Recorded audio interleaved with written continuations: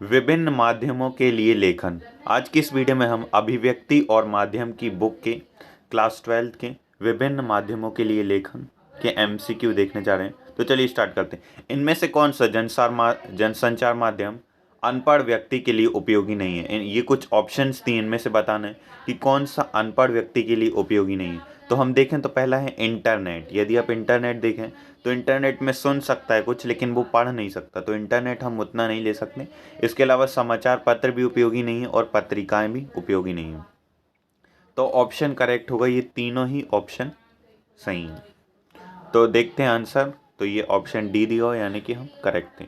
अब इस सर्वाधिक खर्चीला जनसंचार माध्यम कौन सा है? तो यदि हम देखें तो पहले का जो टाइम था, उस टाइम इंटरनेट जो था वो बहुत महंगा था। तो ये उसी टाइम बुक प्रिंट की गई थी। तो रेडियो देखे तो भी उस टाइम सस्ता था, टेलीविज़न भी सस्ती थी और समाचार पत्र भी सस्ता ही है। आप भी आपके घर में भी आता होगा तो काफ़ी सस्ता रहता। तो हम ऑप्शन डी ले लेते हैं, इंटरनेट, जो कि सबसे ज़्यादा खर्चीला माध्यम। तो करेक्ट ऑप्शन है इंटरनेट। चलिए नेक्स्ट देख लेते हैं, श्रव्य जनसंचार माध्यमों में कौन सा है? श्रव्य यानी जिसको सुनते हैं। तो कौन सा ऐसा जनसंचार माध्यम है जो श्रव्य है? तो यदि हम देखें श्रव्य की बात करें तो समाचार पत्र को तो हम सुन नहीं सकते, लेकिन रेडियो में बहुत इंपॉर्टेंट जो रोल प्ले करता है वो है सुनना। यदि आप रेडियो में सुनना मेन रोल प्ले करता है तो हम यहाँ पे रेडियो पे क्लिक कर देते हैं। चलिए चेक करते हैं हमारा आंसर। तो ये करेक्ट है, रेडियो। नेक्स्ट है, मुद्रण का आरंभ किस देश में हुआ? यानी छापना, मुद्रण यानी क्या होता? छापना। छपने का जो आरंभ हुआ वो किस देश से प्रारंभ हुआ? तो भारत से तो नहीं हुआ, क्योंकि 1556 में तो ये भारत में आया था, गोवा में मिशनरी द्वारा अपने धर्म का प्रचार करने के लिए लाया गया था। तो ये तो नहीं मान सकते। जापान भी नहीं होगा, इंग्लैंड भी नहीं होगा। करेक्ट ऑप्शन होगा हमारा चीन।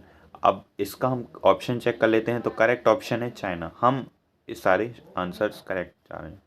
वर्तमान छापेखाने का आविष्कार किसने किया था? यानी कि जो आविष्कार किया है उसका श्रेय किसे जाता है?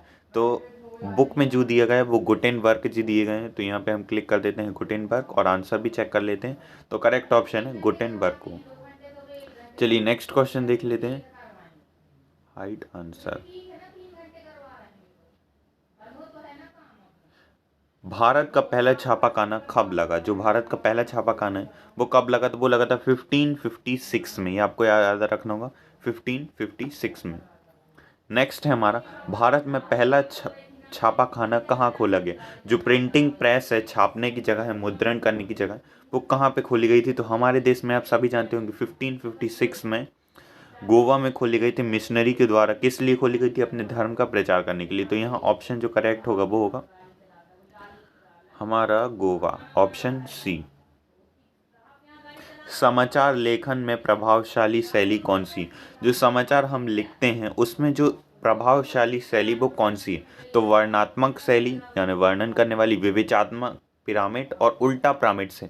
तो हम देखें सबसे पहले इंट्रो दिया रहता है, फिर बॉडी दी होती है, फिर समापन दिया रहता है। तो ये तीन चीज़ दी होती हैं उल्टा पिरामिड शैली, जो कि एक प्रभावशाली शैली मानी जाती है। तो हम यहाँ पे ले सकते हैं ऑप्शन डी।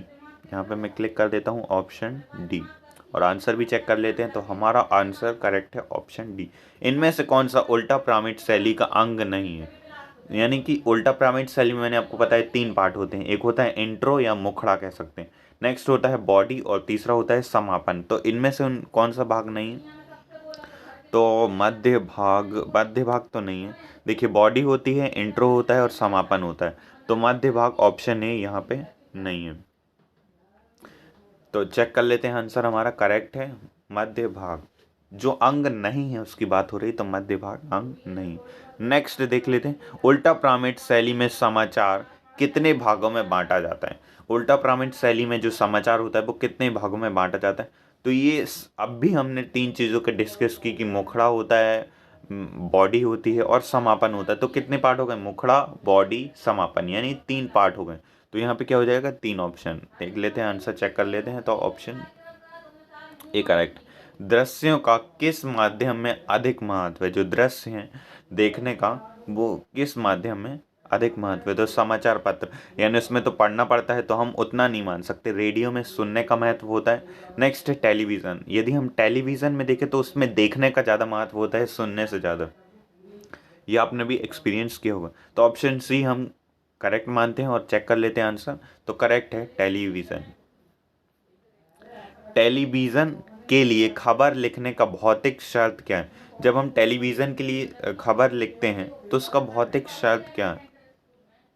साहित्यिक भाषा में लेखन, यानी साहित्यिक भाषा में लिखा होना चाहिए, ऐसा कुछ तो है नहीं। दृश्यों के साथ लेखन, सनसनी लेखन, सामान्य लेखन। तो हम ऑप्शन बी दृश्यों के साथ लेखन मान सकते हैं। करेक्ट ऑप्शन यहाँ पे चेक भी हो गया। तो दृश्यों के साथ लेखन, यानी कि वहाँ पे दिखना भी चाहिए जो भी हम लिख रहे हैं। चलिए नेक्स्ट देख लेते हैं। हमारा क्वेश्चन है, हिंदी में नेट पत्रकारिता किसे कहते हैं? नेट पत्रकारिता को हिंदी में क्या कहते हैं? तो दैनिक जागरण, दैनिक भास्कर, राजस्थान पत्रिका, ये सब तो नहीं कहते होंगे, इसलिए हम वेब दुनिया मान लेते हैं। वेब दुनिया के साथ। तो ऑप्शन ए यहाँ पे करेक्ट होगा, ये वाला हमारा करेक्ट होगा। तो मैं यहाँ पे क्लिक कर देता हूँ ऑप्शन ए पे और ये हमारा करेक्ट ऑप्शन। क्रिकेट मैच का प्रसारण किस प्रकार का है? जो क्रिकेट मैच का जब प्रसारण होता है तो वो किस प्रकार का है? फोन इन है? फोन इन तो नहीं हो सकता। Anchor package? नहीं। एंकर बाइट यानी क्या होता है? Directly conversation. अब सीधा प्रसार हो सकता है क्योंकि जब मैच खेलते हैं तो डायरेक्ट उसका प्रसार दिखता है। तो हम यहाँ ऑप्शन सी करेक्ट मान लेते हैं और आंसर चेक करते हैं। तो सीधा प्रसारण, क्रिकेट मैच का प्रसारण किस प्रकार का है? तो सीधा प्रसारण। आधुनिक युग में इंटरनेट पत्रकारिता का कौन सा दौर चल रहा है? देखिए, इंटरनेट पत्रकारिता का कई दौर आए हैं। पहला दौर आया, दूसरा दौर आया, तीसरा दौर। तो कौन सा दौर अभी चल रहा है? तो हम मेनली मान सकते हैं तीसरा दौर चल रहा है। तृतीय, भारत में इंटरनेट पत्रकारिता का दूसरा दौर कब शुरू हुआ? तो दूसरा दौर कब शुरू हुआ? तो 2003 में ये दूसरा दौर शुरू हुआ था। ये 2003 में। तो चलिए अब हम क्लिक करके देख लेते हैं 2003 में। आंसर भी चेक कर लेते हैं 2003 में। इस टेस्ट को आप भी दे सकते हैं, लिंक आपको डिस्क्रिप्शन में दे दी जाएगी। समाचार पत्र पर प्रकाशित या प्रसारित करने के लिए आखिरी समय सीमा को कहा जाता है। जो आखिरी समय सीमा होता है उसको आप और हम सभी जानते हैं कि जो डेडलाइन होता है उसको आखिरी समय सीमा कहा जाता है। तो देखिए, हालांकि आपने मेरे साथ एग्ज़ाम दिया होगा तो बहुत अच्छा है। डेडलाइन। तो अब आपको टोटल मार्क्स कितने आए आपको ये कमेंट करना है कि आपने मेरे साथ दिया है यदि एग्ज़ाम, तो आपके टोटल मार्क्स कितने आए आपको ये बताना है कि आपके टोटल मार्क्स कितने हैं। कमेंट करना मत भूलना। तो आई होप आपको ये वीडियो अच्छा लगा होगा। So at last, thanks for watching the video. Please इस वीडियो को ज़्यादा से ज़्यादा शेयर कीजिए।